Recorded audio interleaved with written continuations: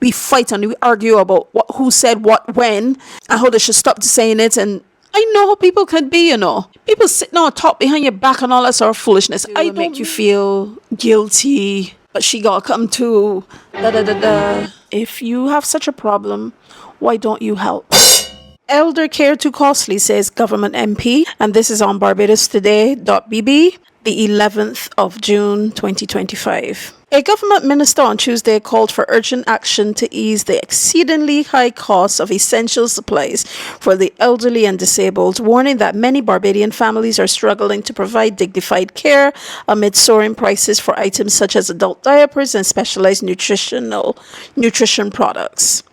I do not know how families manage who have an elderly or ill relative or a disabled person they are caring for. How they manage with the cost of care, the cost of supplies to take care of these persons, Sandra Husbands, MP for St. James South, said on the floor of the House of Assembly, expressing bewilderment at how families managed under the weight of care expenses. The cost of adult briefs is exceedingly high, $50 for a pack that will not last a week, she added. She called for a thorough analysis of possible pricing interventions for essential elder care supplies, whether we can undertake to make control on the pricing of these essential care items for the elderly, for people who are disabled and who need but who cannot get them, to make sure that they stay affordable for our people, that we can give the kind of care to our seniors and give them a dignified life. Because when it is not available, these things are stretched, and they are stretched in ways that do not redound to the health of our seniors. Government moving to fast-track seniors protection law. And this is also in BarbadosToday.bb on the 19th of June 2025. A bill to safeguard elderly people could reach Parliament as early as this summer, Minister of People, Empowerment and Elder Affairs Kirk Humphries said as he unveiled a draft of the bill on Wednesday, making clear that the time for action is now amid a series of brutal assaults on pensioners. I'm hoping to have this bill in Parliament in July or August this year. Something that is creeping into our society that is very concerning to me is what I can only conclude, based on what the evidence seems to suggest, is these targeted attacks on older people, older persons, he said. It is a repugnant component of something that is now happening in our society, and we condemn it. Advocate calls out mistreatment of people living with Alzheimer's. CBC.bb, June 28th, 2025. An advocate for the elderly is speaking out tonight against the mistreatment of people living with Alzheimer's and dementia. Government Special Advisor on Elder Affairs in the Ministry of People Empowerment and Elder Affairs, Cynthia Ford, says it's not only concerning that elderly citizens with Alzheimer's and dementia are being dumped at the Queen Elizabeth Hospital, but many are also suffering physical abuse. The Member of Parliament added that the relocation of the geriatric hospital to a new state-of-the-art facility at Waterford St. Michael will create additional space for more elderly individuals to receive care and help address the issue of granny dumping. I am Zana Monique, and this is Let We Call It We Baj-Story, and today we are just going to be shooting the breeze like last episode. If you have a parent who has dementia, you are supposed to care for them. If you have a guardian that took care of you all, you're supposed to care for them. You know, that sort of thing. From time immemorial, what Cynthia Ford had said I had seen, where people would put their relatives at the hospital, leave them, you won't hear from them ever again. I remember going to the geriatric hospital with my grandmother to visit relatives and her friends or whatever. And there would be people who didn't have anyone to care for them either. This is something that has been going on from before I was even born, and I was around here for decades. My grandmother had dementia. My mother has dementia. If you took the time to listen to the last video, and you can check it out up here, you would know that I went through a lot of things back in Barbados. And unfortunately, both my grandparents, my mom, and quite a few other people had a lot to do with what had happened to me. Thankfully, my grandfather did not have dementia. He had Parkinson's, but he had his full mind up until he passed. And plus, my grandmother was still up and about and had her mind when that happened as well. When my grandmother had dementia, I was at home. I didn't quite realize how much my brain was broken down, but I took care of her. Thankfully, she wasn't like my mum. My mum is very aggressive and violent. She's that kind of dementia patient.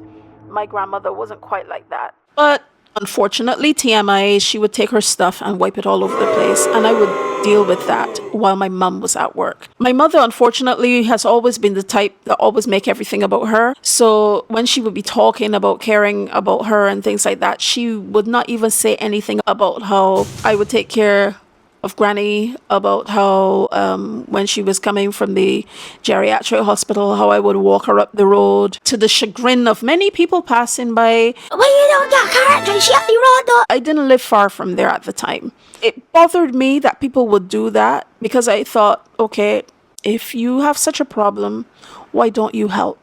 Because unfortunately, we do a lot of that. We complain, we shout insults and things like that, but never are you going to get a person after that thinking, okay, what can I do to help? It's something we should change. But I did things to help.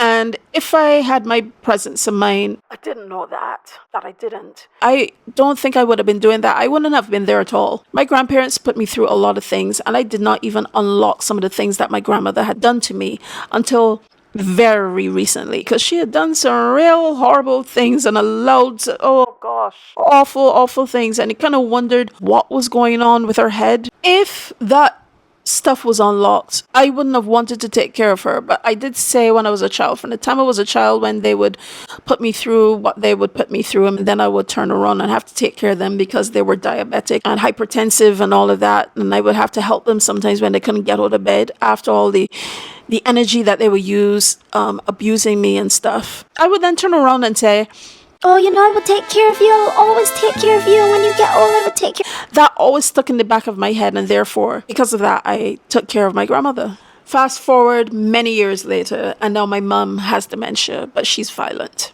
She also did not take care of me. If you saw in the last video, you would know she had said that she never wanted to take care of me. That's why I was sent back to Barbados. I used to have this thing of telling people, which I've stopped, by the way. I used to tell people, oh yeah, a lot of people in my time got sent back to Barbados for an education. Sent back to education what? Unfortunately, she opened the doors to sexual assault by her partner. That was a whole other situation. I know. How could that happen since she was in the UK and I was here? Imagine people personally traveling to do that. Yeah. That amongst so many other things I deal with still, because it happened for years upon years, and I only began to confront these things in more recent times upon separating myself from that and coming to the UK.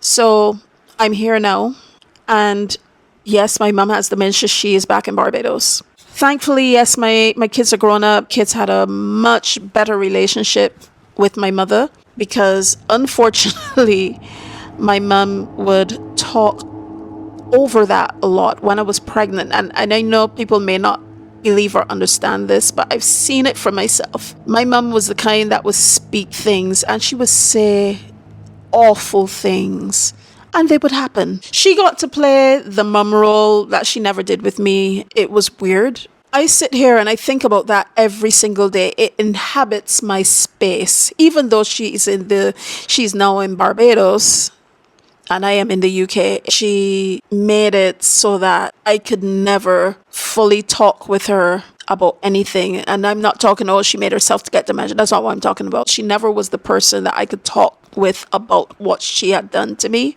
And the reason why I'm talking about all this is that there are bound to be people out there who have gone through situations like mine, and now they're caught between a rock and a hard place about how to manage this. Before she had dementia and I was here, I had a big plan.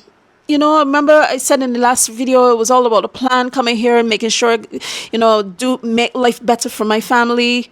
Wanted me and my kids to make our life here. And my mum did one of these things that she would normally do and make you feel guilty, but she got to come to And obviously, because of the link between her and my kids, it's just, the whole thing was just really complicated. And it wasn't that I had all the money in the world so I could travel with them at the same time. I had to try to come here first, but that just got all messed up. She managed to put her foot right in that as well. And no matter what I said, it felt always as if I was in the wrong. And now everything is really stuck because now she has dementia. How do other persons who are living in Barbados, or persons like me who are overseas and trying to get help for their families back home, how do they manage? Do they have the support back in BIM? The proper mental health support? I'm not talking about people, because I know there's the thing, I am a Bajan. I've lived in Barbados. I know how people can be. I know how people can be, People sitting on top behind your back and all that sort of foolishness. I don't mean that. I'm talking about proper empathetic support for people who have to care for individuals, especially when there are individuals who may have done real wrong to you, did not raise you, did not love you. And because you live in the kind of society that you live in, it's all on you then. How do people manage? What support is there really? Because that is a complication in itself. I have to do my set of research and things, because that's how Zana is. Did you know, when you consider the UK and France and Spain, Portugal, like the Netherlands, places that had anything at all to do with transatlantic slavery or any other thing that, you see where I'm coming from, right? Probably you don't yet, but you will in a minute. Those places have financial support for their carers. Folks who are caring for elders, folks who are caring for folks with dementia, Alzheimer's, different types of dementia, they have financial support. They get coverage for their housing and like bus passes, different things, all sorts of things. So that when the elder is no longer on this side of the planet, at least the carer still has something. It is not the best situation, but there is still something. I may be wrong, but I think Jamaica and Trinidad have some type of financial support, I think, but I may be wrong. I need to do more on that, but this is what I've gathered so far. But I think that they are the only countries in the Caribbean area that have anything remotely related to what the countries of the colonizers have. Now, you see, when you relate that to what has happened in the past, you got to remember that our cultures, we inherently come from cultures where people take care of each other. You look after your elders, you look up to your elders, the younger people. Every branch has their own purpose and their own place and their own status and all of that. There is support. There's community. If one person can do something, the other one can. And the next, we came from that. We came from that culture. And then we were pulled from that culture, ripped apart. So then when we came across the Atlantic, mentally, physically, psychologically, spiritually, our pieces, like a jigsaw puzzle, our pieces were just strewn. Pieces went missing and all. And then to put the puzzle back together, then we had to make a tattoo and make another shape to fit into a shape that missing a piece and do. So then we ended up behind the colonizers' countries. Therefore, like the place I live in and the other places that are the countries of the colonizers, were able to have the infrastructure to support things like that. You find that the Caribbean islands struggle more with things like that. So while in the countries of the colonizers, people can get adequate support, and it becomes even more complicated based off certain demographics, people generally can catch up, so to speak. But then in the countries that were colonized, people can't do that as much, because you literally, if you are truly, well and truly taking care of a person who is going through dementia, if you're truly doing that, possibly you're not able to actively go out and work. Therefore, how does that leave you? It is very complicated, and I'm not hearing enough people talking about it. I wish people would. People that really want to do better for not only the people that they're caring for, but themselves. They can't because they're stuck. When person passes and you now have to try to get yourself again into the workforce and try to do things, how do people manage? The first article that I read, Sandra Husbands had said that the cost of adult diapers, a pack of adult diapers, is about $50, and that don't even last a week. It is obvious that the pensions then contribute to those sorts of things, their food, their housing, their clothes, their doctor's appointments, medicine, unfortunately trying to pay towards imminent funeral, all that sort of thing. Structures are not properly put in place for people to actually achieve, even if they are in this situation. Do you actually feel as if you can go to a person and say, I find it really hard to take care of so-and-so because they did so-and-so to me when I was much younger and I don't feel it?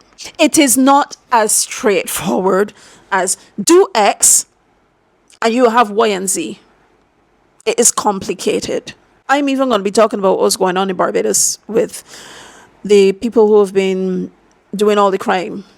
And this is all part of it. When you look at our past, we are so far behind and we are still trying to catch up. Will we ever? Because we are still dealing with these things. And these things are happening because we have to play catch up. We don't have enough money for this, that, and the third. We are missing pieces of the puzzle that should have been there and would have had us in a better psychological, physical, mental space. I think the slave trade has done us so much damage, and we're not even looking at that when it comes to all the things that are not quite right yet. I think we also need to remember that the slave days weren't that long ago. Unfortunately, a lot of people would like us to forget that, but I don't think we should, because there are cultures in the world that don't forget the traumas that have happened to them.